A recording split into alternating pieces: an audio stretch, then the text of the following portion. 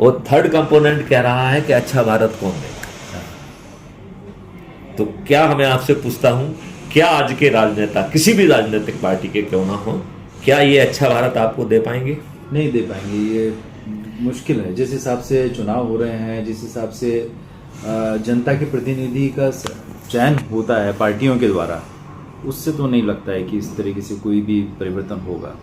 हाँ, लेकिन उम्मीद नई जनरेशन से डेफिनेटली है। अगर इस तरीके से बातें सामने आती हैं तो डेफिनेटली कुछ हो सकता है।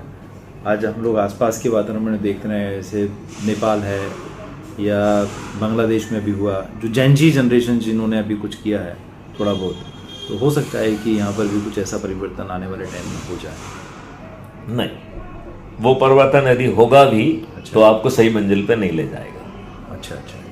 उसको फिर से स्वार्थी लोग, कोई दूसरे चेहरे उसको कॉर्नर कर लेंगे। अच्छा। और फिर वो अपने आप को जो है ना उन्हीं सॉकेट में जो है ना बिठा देंगे। वो उन्हीं नियम कानूनों का यूज करके आपके ऊपर दमन करेंगे।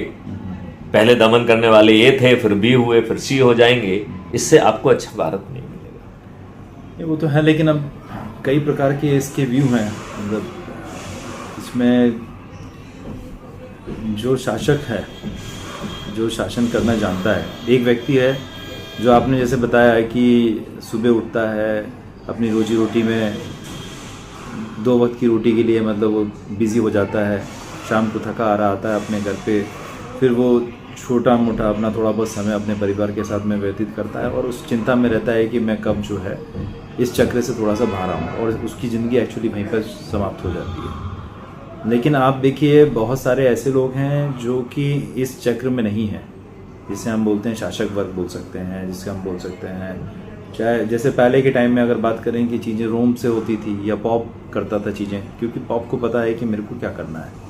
यूरोप उस तरीके से कंट्रोल हुआ और कई सालों से हुआ, कई सालों तक रहा हुआ, है ना। फिर यही चीज़ अगर हम इस्लामिक राज्य की बात करें तो वो भी उस तरीके से चीज़ें गड़बड़ हुई हैं। तो हिंदुस्तान भी कहीं ना कहीं इस तरीके से बटा हुआ है। कौन इसको एक्चुअली आगे ड्राइव करेगा, कौन करेगा, या कौन इसको आगे, एक ग्लोबल कौन सी ताकतें हैं जो इसको अफेक्ट करेंगी। देखिए, बहुत सारे डिस्टर्बेंस बने रहेंगे। ग्लोबल ताकतें क्या आपके हित में सोचेंगी? नहीं नहीं नहीं, बिल्कुल नहीं सोचेंगी। नहीं नहीं, बिल्कुल नहीं सोचेगी। तो इसका मैंने एक बहुत सरल तरीका निकाला है। अच्छा। और सबसे पहले तो ये जो आज की व्यवस्था है, इसको हमने भयावह घोर अंधकार कहा गया है। अच्छा अच्छा। मैंने जो उसको डिफाइन किया है कि एक अंधेरा है, ये भयावह है, डरावना है, जिसके पास जाने से भी डर लगता है। जो इसके अंदर की चीजें देखते हैं तो भय पैदा होता है। अच्छा अच्छा। आदमी को कुछ करने का साहस पैदा नहीं होता है। ऐसा भयावह डरावना अंधेरा। अब इस भयावह डरावने में कुछ और राजनीतिक पार्टियां आ गई हैं, कुछ और दुष्ट राजनेता आ गए हैं। जो कोई कहता है दिल्ली चलो, कोई कहता है संघर्ष करो। इसको मैं कहते हैं तलवारबाजी, राइट। तो आप ये बताओ, क्या अंधेरे से तलवारबाजी की जाती है? नहीं, नहीं की जा सकती। तो अंधेरे के लिए सबसे सरल उपाय है एक छोटा सा दीपक। दीपक। और मैथिली शरण गुप्त ने वो दीपक भी इन्वेंट कर दिया है। यदि आप चाहते हैं तो मैं आपको बताऊं वो दीपक क्या है। बिल्कुल बिल्कुल बताइए सर, बिल्कुल। तो ये दीपक है अच्छे भारत का संकल्प। अच्छा। तो फिर आप कहेंगे कि भाई साहब, मोदी जी भी कुछ अच्छा भारत कहते हैं और भी लोग अच्छा भारत कहते हैं, तो ये अच्छा भारत तो जुमलेबाजी दिख रही है। लोग हमारे माननीय नरेंद्र मोदी जी को जुमलेबाज भी कहने लगे हैं। अच्छा अच्छा। राइट। तो इस जुमलेबाजी में कहीं मैथिली शरण गुप्त एक नए जुमलेबाज तो पैदा नहीं हो रहे हैं? ये आशंका, मतलब ये आशंका तो हो सकती है ना। जी जी जी। तो इसलिए ये डिफाइन करना बहुत जरूरी है कि अच्छा भारत क्या होता है। तो अच्छे भारत को कोडिफाई किया गया है। अच्छा अच्छा अच्छा। इसमें 6 मौलिक अधिकार हर व्यक्ति को मिलेंगे और 21 महालक्ष्यों के साथ हर चीज बदल जाएगी। अच्छा अच्छा अच्छा अच्छा। ये सब डॉक्यूमेंटेड है। ओके। तो पहला मौलिक अधिकार है रोजगार का मौलिक अधिकार। और रोजगार का आपके पोटेंशियल का। अच्छा अच्छा। तो विवेक जी, आज तक आपका पोटेंशियल किसी ने मालूम करने की कोशिश की क्या?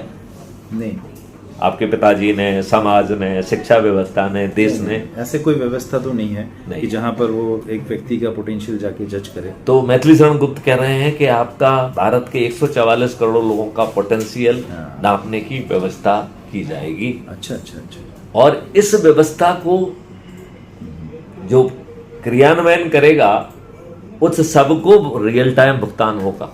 अच्छा। वो भारत सरकार के खजाने से नहीं आएगा। ओहो। जिसका पोटेंशियल नापा जा रहा है उसके खाते से आएगा। अच्छा। और वो जो है गरीब व्यक्ति है तो उसके खाते में पैसा नहीं है। नहीं है। तो हर व्यक्ति का, जैसे आपकी एक छाया होती है, ऐसे ही हर व्यक्ति का एक अकाउंट और उसका एक छाया अकाउंट पैदा किया है। अच्छा अच्छा। उस छाया अकाउंट का नाम कल्प वृक्ष रखा गया है। अच्छा। एक कल्प वृक्ष जो है महाकल्प वृक्ष से जुड़े हुए हैं, जहां से 3 ऐसी जो ना धन की सप्लाई हो रही है जो कभी नहीं सूखेगी। अच्छा अच्छा। और इस कल्प वृक्ष को कोई भी चीज स्थायी रूप से चाहिए नहीं, क्योंकि जो आपको दे रहा है आपको सक्षम बना के तत्काल वापस भी ले रहा है। अच्छा। तो आपको स्थायी रूप से उसको चाहिए ही नहीं। पूरा साइकिल चल रहा है। पूरा साइकिल है। अच्छा, राइट। अच्छा, अच्छा। इसका नाम कल्प वृक्ष दिया है और ये बड़ा अद्भुत है। इसमें कोई बाबू नहीं बैठा हुआ है। अच्छा। ये आपकी शैडो है। इससे मालूम है कि आपने अभी खाने खरीदा है और खाने के लिए आपके पास पैसा नहीं है भुगतान के लिए, तो खट से आपको ट्रांसपेरेंसी है। तो पहले जो मैं आपको ये बताना चाहता हूं कि अच्छे भारत का कोफिशिएंट क्या है, और बीच बीच में मैं इंडिकेट करूंगा कि आप हो कहां पे। अच्छा अच्छा अच्छा। तो आपको एक रिलेटिव पिक्चर देता हूं। जी। पहली पिक्चर तो ये है कि अब तक किसी ने आपका पोटेंशियल जानने की कोशिश नहीं की।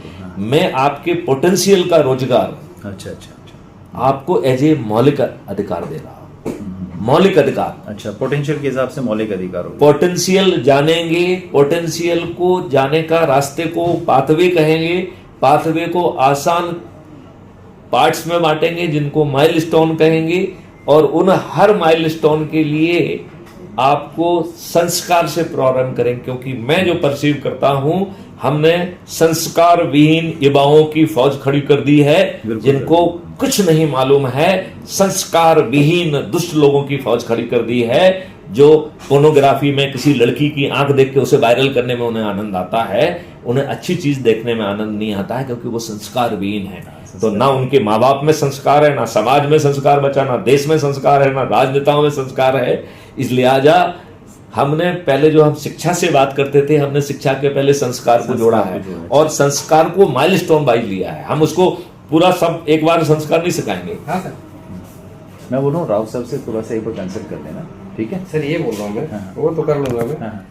अपने पास डिलीवरी ऑर्डर तो आ जाए, अपन जैसे काम करवाते थे, काम तो होना ही है। देखो अपने मोटा मोटा तो पता ही चल गया, हाँ है ना। डिलीवरी ऑर्डर्स तो इस तरीके के अपने पास आते रहते हैं, क्योंकि जो भी सर्विस